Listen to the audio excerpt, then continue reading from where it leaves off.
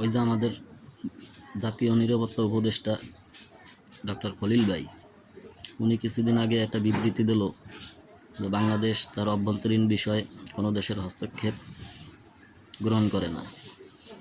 আমরা মনে মনে ভাবছিলাম কি, তার মানে ডক্টর জাকির নায়েকের যে বাংলাদেশে আসার কথা ছিল, অবশ্যই সে আসবে।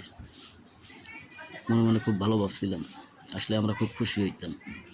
অথচ তার ওই বক্তৃতার পরে এই আশা নিয়েছিলাম যে তাহলে অবশ্যই আসবে। লাস্ট পর্যন্ত কি দেখলাম, ইন্ডিয়া এমন চাইল খেলাইলো, এই ডক্টর জাকির নায়েক শেষ পর্যন্ত বাংলাদেশে আসলোই না।